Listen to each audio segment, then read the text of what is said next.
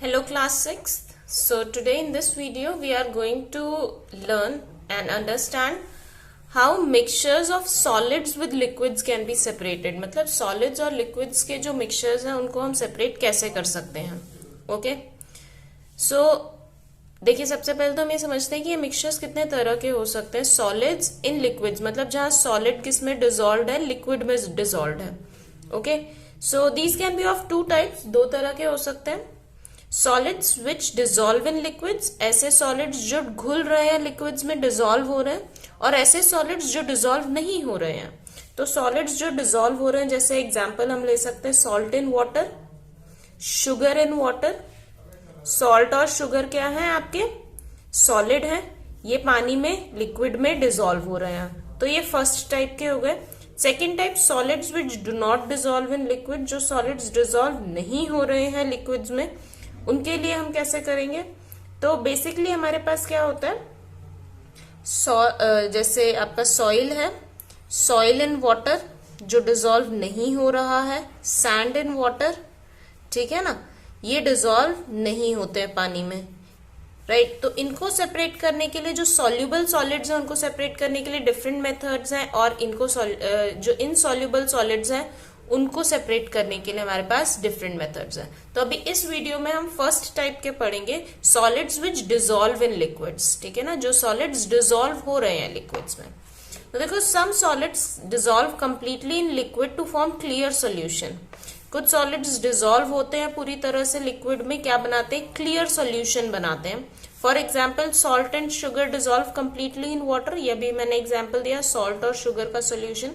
The component of such mixtures can be separated by following methods. हम below given methods को use कर सकते हैं उसमें. देखिए, evaporation, first method is evaporation. ये हम पता है हमें कि इवेपोरेशन क्या होता है, लेकिन अब उसको हम कैसे यूज करेंगे अब हम वो देख रहे हैं. तो this method is used to separate solid substances dissolved in liquid. ये मेथड हम किसके लिए यूज करते हैं, सॉलिड सब्सटेंसेस जो डिसॉल्व है लिक्विड में उनको सेपरेट करने के लिए, ठीक है ना. एक्टिविटी देखिए, take a glass beaker and fill it half with water. एक ग्लास बीकर लेना है, उसको हाफ वाटर से फिल करना है, उसमें 4 टीस्पून ऑफ सॉल्ट ऐड करने हैं. 4 टीस्पून क्या ऐड करने हैं, सॉल्ट. उसको अच्छे से मिक्स कर देना है ताकि वो डिसॉल्व हो जाए नमक पानी में. नाउ इस पूरे सॉल्यूशन को जो हमारे पास बना है, इसको चाइना डिश में डाल दीजिए और इसको हीट कीजिए, ठीक है ना. वाटर आप क्या देखोगे, थोड़ी देर के बाद में पानी उबलना स्टार्ट हो जाएगा. उबलकर पानी क्या करेगा, इवेपोरेट होगा, वेपर्स बना देगा, ठीक है ना. When almost all the water has evaporated, अब आपको इसको तब तक हीट करते रहना है जब तक कि सारा पानी धीरे धीरे वाटर वेपर बन के इवेपोरेट ना हो जाए. जब ये पूरा पानी इवेपोरेट हो जाएगा तब आपने क्या करना है, इसको बर्नर को टर्न ऑफ कर देना है, ठीक है ना. और आप देखोगे कि नीचे सिर्फ पानी इवेपोरेट हो गया है, सिर्फ व्हाइट व्हाइट छोटे छोटे दाने बच गए हैं, किसके, सॉल्ट के, जो नमक आपने इसमें क्या किया था, मिक्स किया था. So by this process of evaporation, इस प्रोसेस ऑफ इवेपोरेशन से हम क्या कर सकते हैं, हम ये फाइंड आउट कर सकते हैं कि अगर उन सब्सटेंसेस को सेपरेट किया जा सकता है जो सब्सटेंसेस क्या है, वाटर में या जिस भी लिक्विड में सॉल्यूशन को बनाया गया उसमें क्या हो रहे हैं, डिसॉल्व हो रहे हैं. Okay, now look, this method is commonly use to obtain common salt. इस मेथड से हम ज्यादातर क्या बनाते हैं, कॉमन सॉल्ट ऑब्टेन किया जाता है, बनाते नहीं हम, निकाला जाता है. कहाँ से, समंदर से निकालते हैं. सॉल्टी वाटर कहाँ पे होता है, ओशन में होता है, सी और ओशन. तो वहां से कॉमन सॉल्ट निकालने के लिए जिस प्रोसेस का यूज किया जाता है वो कौन सा प्रोसेस है, आपका evaporation. Okay, now sea water is collected in shallow beds dug near the sea. कुछ छोटे छोटे, मतलब जैसे हम खेतों में क्यारियां बनाते हैं वैसे ही हम समंदर के किनारे पर जमीन पर क्या बना देते हैं, कुछ शेलो बेड्स बना देते हैं, ठीक है ना, रेक्टेंगुलर शेप में, स्क्वायर शेप में, समंदर के किनारे पे. जो हीट ऑफ सन है, सन की गर्मी की वजह से जो पानी है वो धीरे धीरे करके उनमें से इवेपोरेट होता रहता है और नीचे सिर्फ क्या बच जाते हैं, आपके सॉल्ट के पार्टिकल्स बच जाते हैं. इस प्रोसेस से नेचुरली किसको ऑब्टेन किया जाता है, आपके सॉल्ट को, जो नमक बनाया जाता है, ठीक है ना. ना देखो, do you know on an average a liter of sea water has about 36 gram of edible salt in it. Averagely 1 litre पानी को अगर आप समंदर के 1 लीटर पानी को हम इवेपोरेट करें तो उसमें कितना सॉल्ट निकलेगा, उससे 36 gram of edible salt. Edible मतलब होता है जो चीजें खाई जा सकती हैं, तो एडिबल सॉल्ट उसमें कितना होगा 36 grams averagely. Okay, now next crystallization. Crystallization भी एक इंपॉर्टेंट मेथड है। देखिए इसमें क्या करना है, this method is use to obtain pure solids from a given solution. एक गिवन सोल्यूशन से प्योर सॉलिड निकालने का जो प्रोसेस है उसे हम क्या बोलेंगे, क्रिस्टलाइजेशन। होता कैसे है, for example the salt we get from sea water has many impurities in it. जैसे कि अभी हमने इवेपोरेशन से क्या निकाला, समंदर के पानी से सॉल्ट निकाल लिया, लेकिन इसमें सिर्फ 36 ग्राम ऑफ एडिबल सॉल्ट है, बाकी की क्या है, इम्प्योरिटीज हैं। इम्प्योरिटीज जो हमारे लिए अच्छी नहीं है, हम उन्हें नहीं खा सकते हैं। तो दैट मीन्स ये जो सॉल्ट निकला है ये प्योर नहीं है, ठीक है ना। तो इसको प्योर बनाने के लिए हम किस मेथड का यूज करते हैं, क्रिस्टलाइजेशन का यूज करते हैं, ठीक है ना। To remove these impurities the process of crystallization is used. अब क्रिस्टलाइजेशन में होता क्या है, देखिए crystallization is a process which separates a pure solid. Crystallization वो मेथड है जिससे हम एक प्योर सॉलिड को सेपरेट करते हैं, किसकी फॉर्म में, in form of crystals. Crystals क्या होते हैं, देखिए जब भी हम, आपने देखा होगा जो नमक आपके घर पे है, ठीक है ना, जिसको आप मम्मी डाल रही हैं सब्जी में, उस नमक को आप देखिए उसके क्या होते हैं, दाने दाने अलग अलग होते हैं बिल्कुल, ठीक है ना। ये क्या है, उसके क्रिस्टल्स हैं। ये जो दाने हैं उसके ये क्या है, क्रिस्टल्स है। और हर क्रिस्टल का जो शेप होता है वो वेल डिफाइंड शेप होता है। दो तरह के सॉलिड्स होते हैं, crystalline solids and amorphous solids. तो ये क्रिस्टल्स जिसके एग्जिस्ट करते हैं सॉलिड के, नेचुरली उनको हम क्या बोलते हैं, क्रिस्टलाइन सॉलिड्स, ठीक है ना। और उन्हीं को हम क्रिस्टलाइजेशन मेथड से रिमूव कर सेपरेट कर सकते हैं।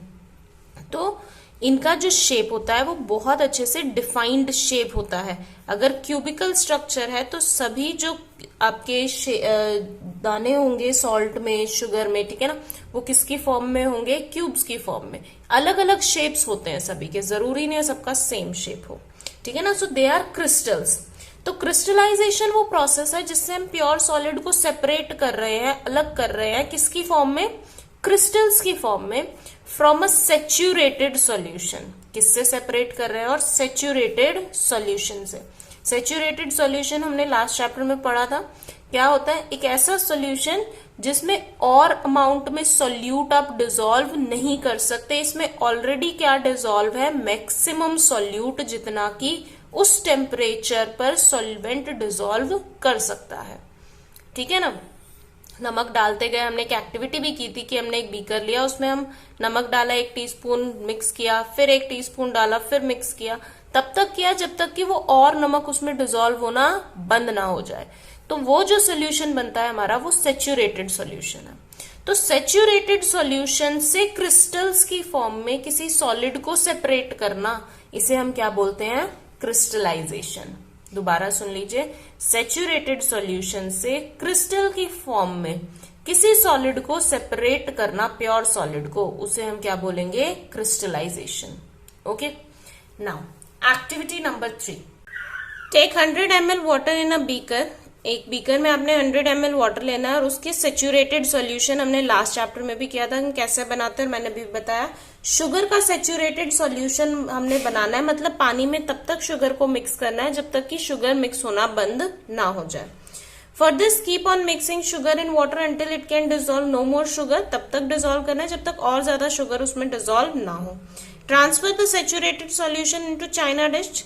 सारा का सारा जो सेचुरेटेड सॉल्यूशन है उसको चाइना डिश में रख के और फिर क्या करना है, उसको हीट करना स्टार्ट करना है, ठीक है ना। ओकेजनली उसको धीरे धीरे स्टर करना है, तब तक करना है जब तक कि सारा पानी क्या ना हो जाए, धीरे धीरे करके इवेपोरेट ना हो जाए और छोटे छोटे क्रिस्टल्स, छोटे छोटे दाने आपको दिखने लग जाएंगे। जो भी मटेरियल है उसी के अकॉर्डिंग वहां पे क्या बनने लग जाएंगे, छोटे छोटे दानों के फॉर्म में क्रिस्टल्स आपको दिखाई देने लगेंगे।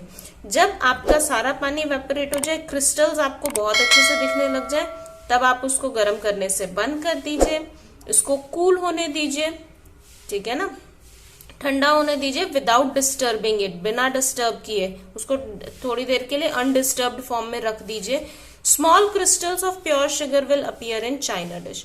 छोटे छोटे जो क्रिस्टल्स हैं शुगर के, प्योर शुगर के, वो आपकी चाइना डिश में मिलेंगे आपको। लेकिन ये कैसे होंगे? प्योर होंगे।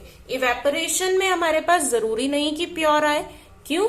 क्योंकि जैसे समंदर का एग्जाम्पल हमने लिया था, वहां पे हमारे पास में इम्प्योरिटीज के साथ में आ रहा था, उसमें और भी चीजें मिक्स थी, ठीक है ना। यहाँ पे हमने शुगर लिया है, लेकिन ये कैसा होगा? प्योर शुगर होगा, ठीक है ना, जो क्रिस्टल्स बनेंगे। Now look at the next page. Crystallization is often used for purification of salt we get from sea. Crystallization किसके लिए यूज होता है? जो समंदर से हमने सॉल्ट निकाला है उसकी प्योरिफिकेशन के लिए। किसके लिए यूज होता है? प्योरिफिकेशन के लिए। We can also use the process to separate out crystals of alum। और किस किस के लिए हम यूज कर सकते हैं? एलम मतलब फिटकरी के क्रिस्टल्स को सेपरेट करने के लिए ब्लू विट्रॉल, नीला तोता जिसको बोलते हैं, ठीक है ना, ब्लू विट्रॉल। और इसके इम्प्योर सैंपल से प्योर बनाने के लिए हम क्रिस्टलाइजेशन मेथड का यूज कर सकते हैं। Alright, now in the next video we will be doing the methods of separating solids which do not dissolve in liquids. Till then, take care everyone and goodbye.